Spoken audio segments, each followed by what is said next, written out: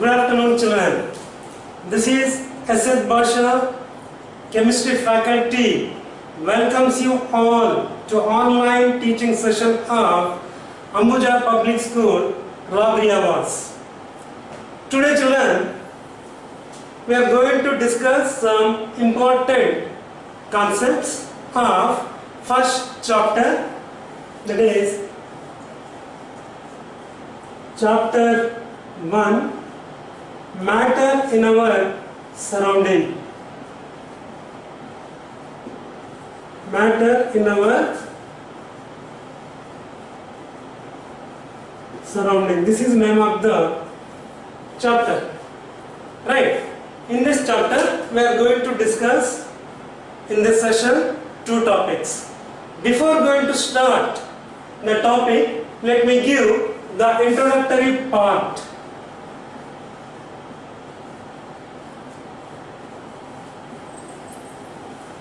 Of this chapter. As you all might have read the concept of matter in your lower class. Once you recall the concept of matter, matter means it can be anything irrespective of its physical state. If it is able to occupy space,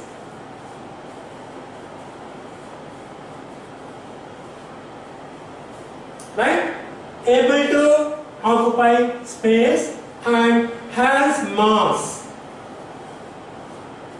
So one characteristic property is that matter should occupy space. Next one is mass. So in some books, in place of mass, pressure is required. So any matter which has mass is capable of exerting pressure. So you can write in this way also. Anything that occupies space exerts pressure in place of mass. Otherwise, in place of exert pressure, you can write has mass is known as matter. Next, in some books, to complete the concept of matter, one more characteristic property of that matter, or one more important point is included, and that important point is that substance should be felt by any one of our sense organs. So we can add this, any one of our sense organs. Then the concept of matter becomes complete.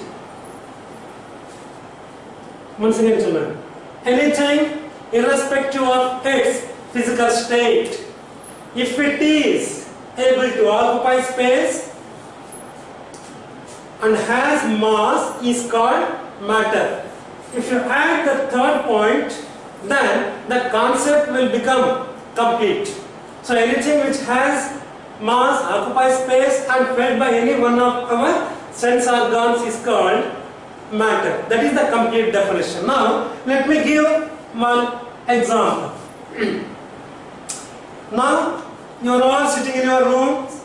If you come out of your room, your accommodation or your house in open atmosphere, once you come out, then you will feel hot.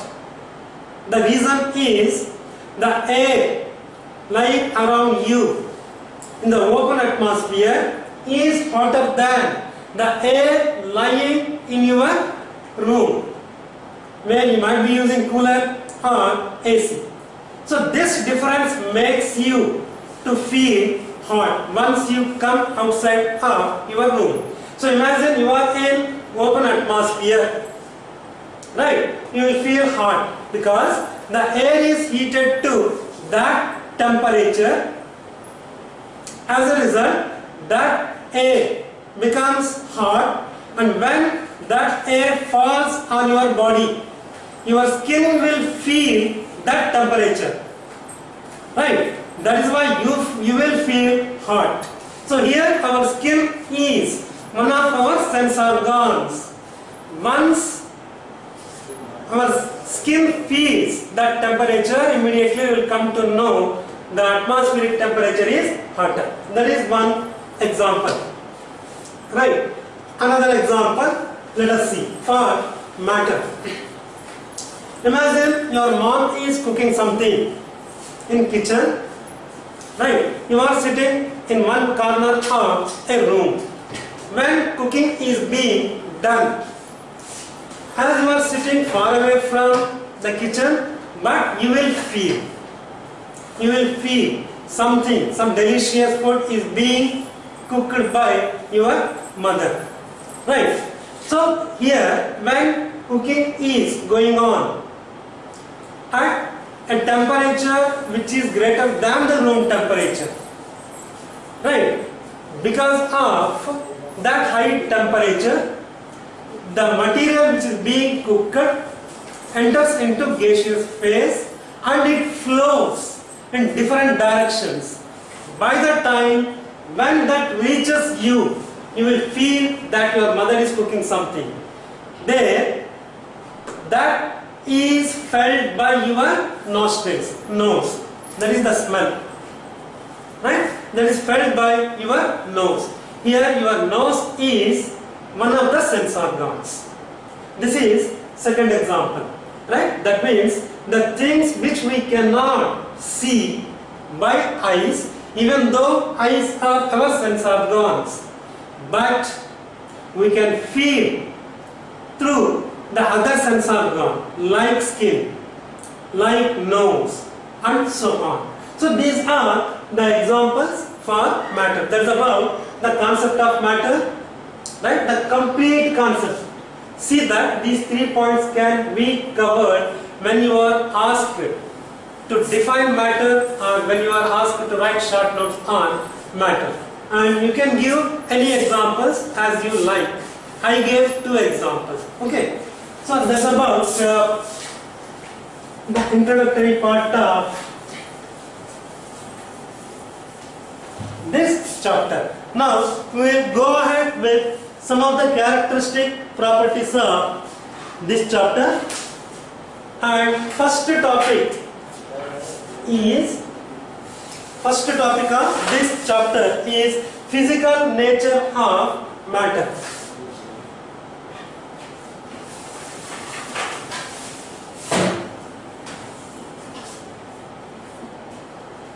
Here children, this 1.1 is informative.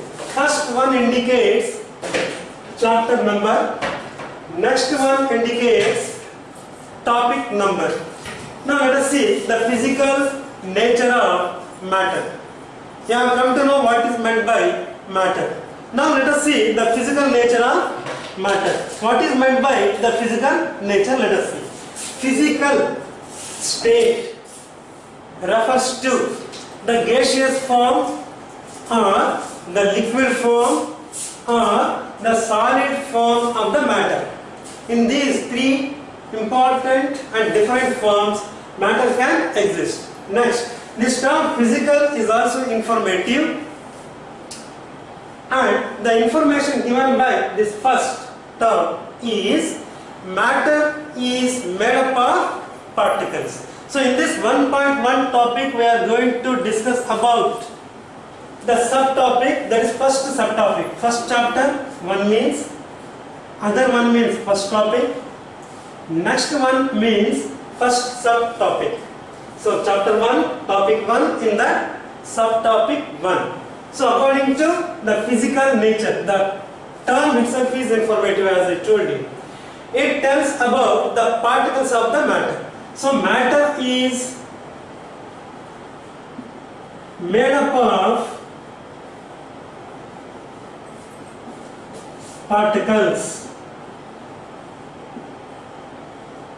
Matter is made up of particles. In your NCERT book, one activity is also included. Now we are going to see first the explanatory part of this first subtopic.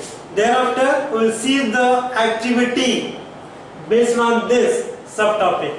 Matter is made up of particles. Here particles can be atoms, they can be molecules, they can be ions. You might have come across the term ion. Ion means a particle which has either positive charge associated with it or the negative charge. So such particles are called ions. So here particle means number one, it can be atom or it can be molecule or it can be ion. Again, this ion is divided into two types. First one is positive ion. So ion which is composed of or which is possessing positive charge is said to be cation. So all positive ions are called cations. Right. Next, second type of ion is negative ion or negatively charged ion. Negative or negatively charged ion. All negatively charged ions are known as anions. So these things you should keep in your mind as and when I take the particle while teaching, as and when I take the name particle or the term particle while teaching. Right. Now let us see. So matter, irrespective of its physical state, as I told you earlier, right, it is made up of particles, very, very small particles. Now we have to prove this, that the matter is made up of particles. Children, what I am going to do right now is, in this beaker, this is beaker, right, in this beaker I am going to take small amount of water. Now, what I am going to do now is, to this beaker I am going to add little salt, right, and that salt, let us see whether it is composed of particles or not. So this is beaker, and to this beaker I am pouring salt, that is edible salt or sodium chloride salt I have added. Now my question is, are you able to see these small particles which are added? See, if we stir the mixer now, it has particles in it, sodium chloride particles. Once this mixer is stirred with glass rod, here I have added small amount of salt. If we add large amount of salt, then stirring is required. Right. So here I got a solution of sodium chloride. It is called aqueous sodium chloride solution. Aqueous means water. To this I have added sodium chloride salt. Are you able to see sodium chloride salt in this solution? No, you cannot see. The reason is, sodium chloride salt is made up of very small particles. Right? One thing. Number two, second point is, in this beaker I have taken water. Right? Water is made up of molecules, H2O molecules. In between these water molecules, gaps are there. Right? We can say voids, we can say gap, we can use the term interstitious, means small holes. In some books the term cage is mentioned, C-A-G-E. According to chemistry dictionary, cage means small gap or small hole. When sodium chloride is added, immediately the particles of sodium chloride will take the empty space or the pores or the voids lying between water molecules. That is the reason why we cannot see those particles. So the gaps lying between water molecules are very small, and also the particles or sodium chloride are also very small. That's about the first characteristic property. Now we will move to the other characteristic property, that is how small are 1.2. How small are the particles of matter?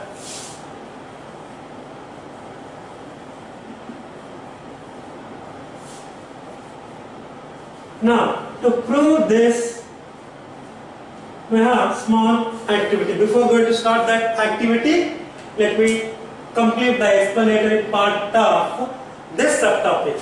First chapter, topic number 1, this 2 indicates subtopic number, right? How small are the particles of matter? If you take any matter, as I told you, it exists in 3 different physical states, mainly. They are solid, liquid and gas. So irrespective of these physical states, the particles are very, very small, right? And here we can say, if you take very small particle which is visible to us, that particle in turn will have millions of particles of that type only arranged in it, right? But how to confirm that these millions of particles are lying in it? For that purpose, what I am going to do is, I will conduct very small activity here, right? In this activity, I am going to use 4 beakers, right? And in these 4 beakers, first I am going to take water. Remember, in chemistry, whenever I use the term water, it stands for distilled water, children. This you keep in your mind. Okay. Now, in one of the beakers, what I am going to do is, I will add 1 potassium permanganate particle to it. Look at this. I have added, and you can see the color rising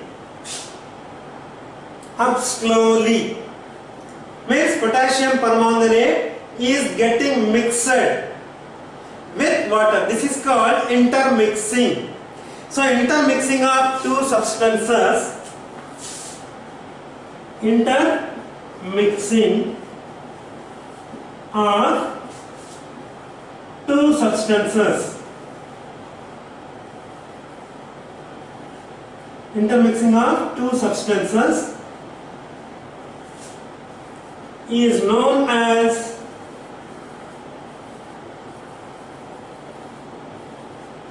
diffusion. So you are going to know in this subtopic, that is how small are the particles of matter. In this subtopic, you are going to learn diffusion, that can be asked for 1 mark, or even it can be asked in MCQ, or even it can be asked in assertion reason type of questions, right? Now see, potassium permanganate is completely dissolved in this solvent, that is distilled water, right? Now I got aqueous potassium permanganate solution. Whenever something is completely dissolved in water, it is said to be aqueous potassium permanganate solution. If potassium permanganate solution is dissolved, if glucose is dissolved, aqueous glucose solution. This is what you need to remember.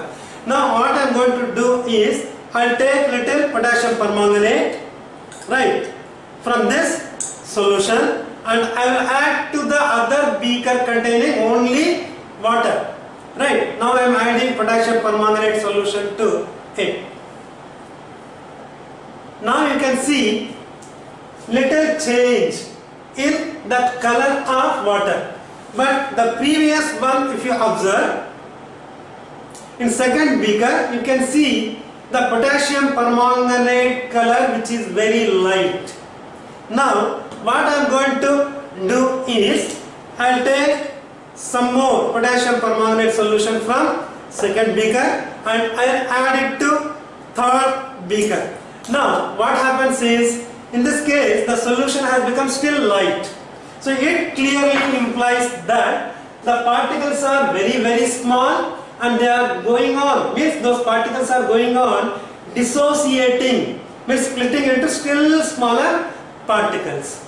That is why color of the solution in these three beakers have become light and very light. So that's about the second characteristic property, children. Thank you. Yes, children. Today I am going to teach the second topic, that is characteristics of particles of matter. So first chapter in that second topic, 1.2. So this 1 indicates chapter 1 and 2 indicates the second topic. So this is characteristics, this topic name, characteristics of particles of matter. What are those characteristics? Let us see one by one. First characteristic is particles of matter have space between them. So this is topic in that subtopic 1.2.1. So particles of matter have empty space, means unoccupied space between them. So particles of matter have empty space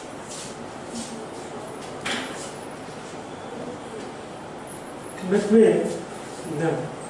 This is the first subtopic. If you take particles of any matter, irrespective of its physical state, that matter may be in solid state or liquid state or a gaseous state. So irrespective of physical state of that matter, all particles exhibit certain characteristic properties. So out of those characteristic properties, the first one is presence of empty space between the particles. How to prove this? Imagine we have taken a container, say beaker. In that beaker, 100 ml of water we have taken, right?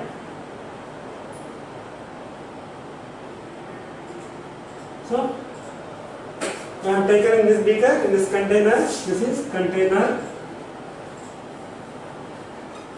In this container we have taken 100 ml of water.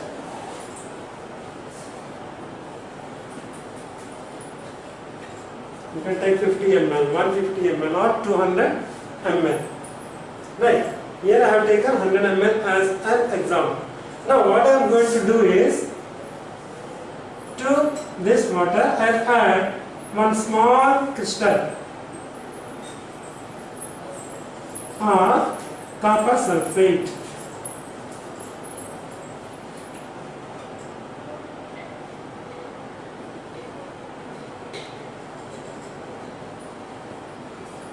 Right?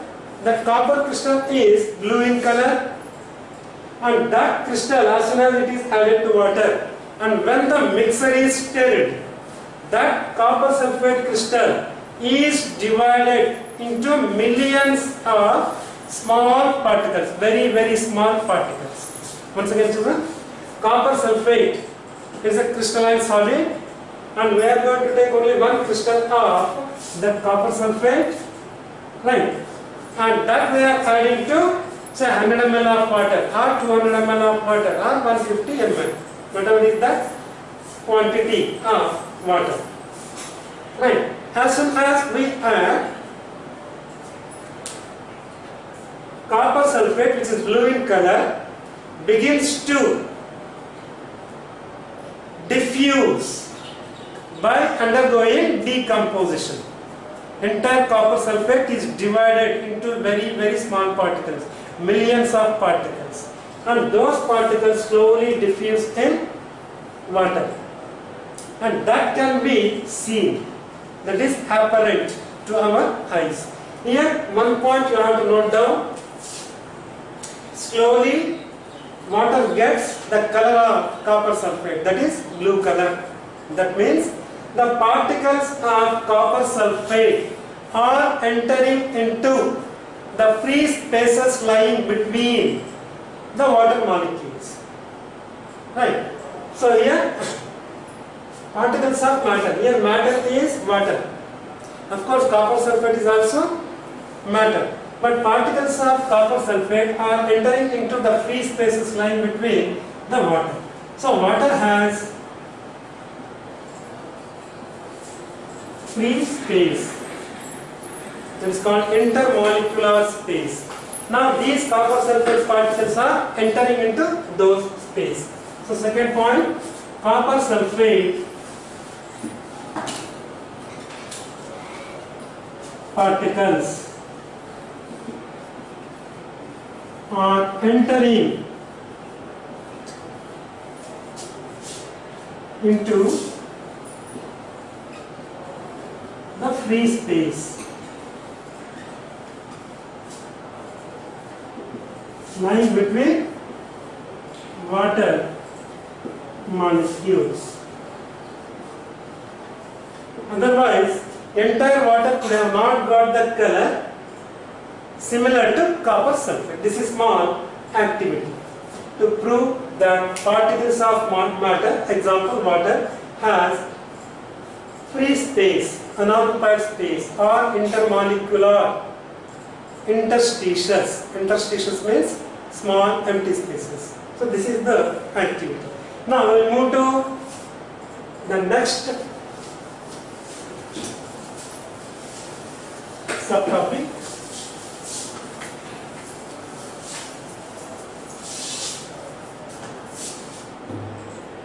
That is, particles of matter are continuously moving. 1.2.2 means in first chapter, second topic, in the second subtopic. So particles of matter are continuously moving.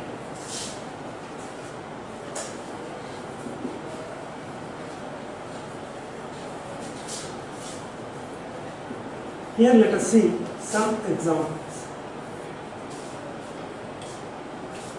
If we take matter, example liquid or gas, gaseous matter. Whether it is liquid or gas, the particles are aligned close to each other. But when compared to gas, in the case of liquid, particles are lying little close to each other. So moment of particles in the case of liquid matter and moment of particles in the case of gaseous matter are not exactly same. Here gases are fluids. They flow from one place to another place. Intermolecular distances are enormous. Therefore, particles in the case of gaseous matter move more rapidly when compared to that of liquid. Now let us see one example. Imagine incense stick. Agarbatti. Right? And this is unlit. Unlit incense stick.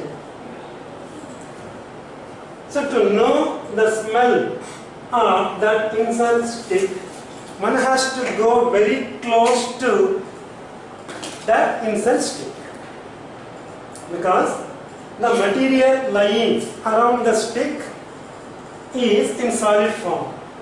Even though it is in solid form, it gives smell, but one has to go very close to it. Next, imagine we have lighted that incense stick.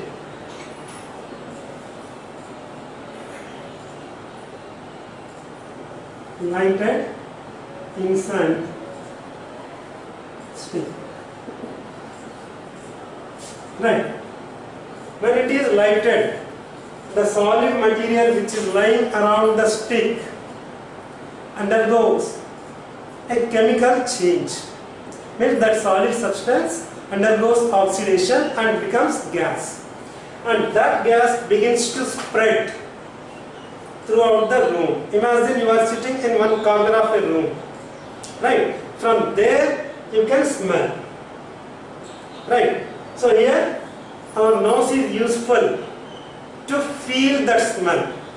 So nose is nothing but sense organ. Even though that smell cannot be seen by us, it is said to be matter because our sense organ, that is nose, has felt it. This is one example.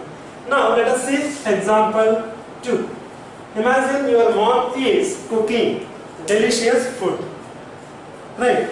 Cooking is being done, something is being cooked which is delicious by your mom, and you are sitting in one corner of a room.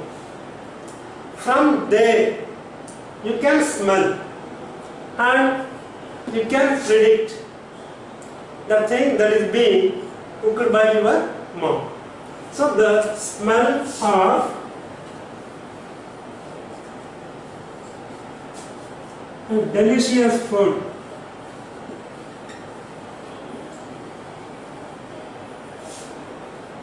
that is being cooked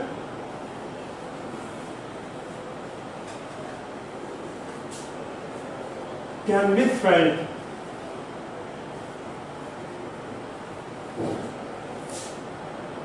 By our sense organ. So like this, children, we have number of examples. Right. In these two examples, the particles of that incense stick when it is lighted and the particles of the food that is being cooked in gaseous form, they spread in all the available directions. They are spreading means those particles are moving. It means those particles have kinetic energy. Otherwise they could have not moved. Right? So kinetic energy of particles means the energy possessed by the particles by virtue of movement. They are not stationary. If the energy is possessed by the particles of the matter by virtue of their position, means without any movement, that is said to be potential energy. Here in these two examples, particles are moving continuously. That means those particles are associated with kinetic energy. In the case of second example, since the food is being cooked continuously by heating, therefore the kinetic energy of those particles is directly proportionate to temperature.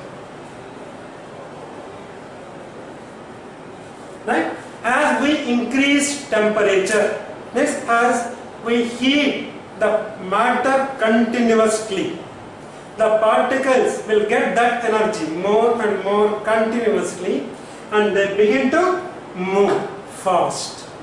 Therefore, kinetic energy are these particles. In these two examples, the particles continuously will be moving with increase in heat energy. Right? So temperature is nothing but degree of hotness. Degree means quantity or amount. Amount of hotness felt by incense stick or the food that is being cooked. That is nothing but temperature. And that is always increasing kinetic energy of the particles of the matter. That's about second characteristic. Now we will move to third characteristic.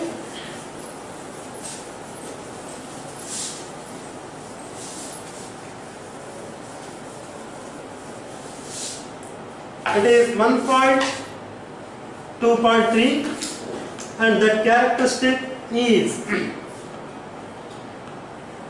particles of matter attract each other. Particles of matter attract each angle. This is third characteristic or third subtopic of the main topic, that is characteristics of matter. Here children, we are going to take three substances to understand this better. First one is iron metal or ferrum metal. Ferrum means iron. Example 2, piece of chalk.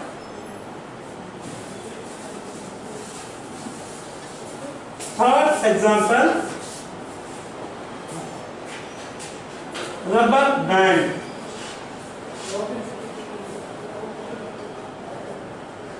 Now, what I am going to do is I will take hammer and with the help of hammer and beat the iron material continuously.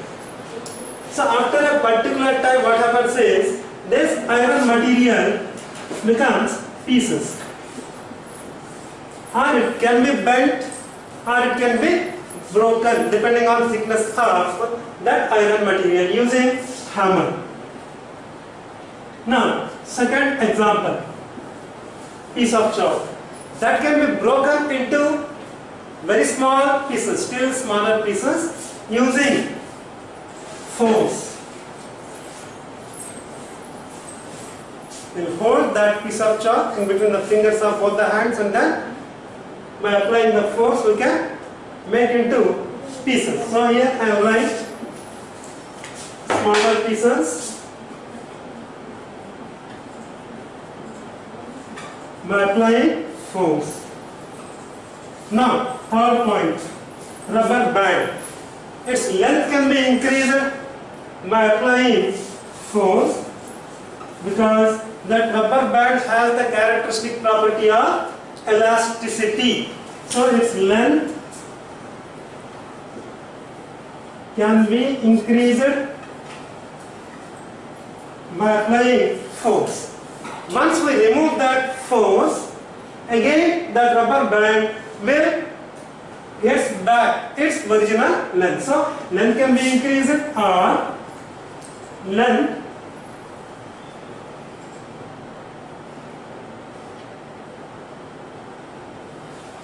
can be obtained back. So the force which is applied over that rubber band, if we remove that force, then that rubber band will get back its original length. So this property is called elasticity. Now the question is, we are using hammer to break iron, right? We are using force to break piece of chalk into pieces. We are using force to increase the length of the rubber band, and by removing that force we can make that rubber band to get back its original length because of its elasticity. Out of these three things, with the help of hammer, we are breaking or bending iron. That means here we require large amount of energy either to break or bend. It means the particles which are linked or connected to each other are very strong. So in this, attraction force between particles are very strong. Now, second example, chalk piece. Here we require very small amount of energy to break chalk piece into still smaller pieces. That means, in this case, attractive forces lying between particles are weak.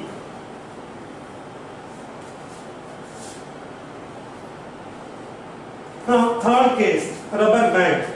Here what happens is, when we give energy, that rubber band, that means when we apply force with the help of both the hands, if we pull, its length increases.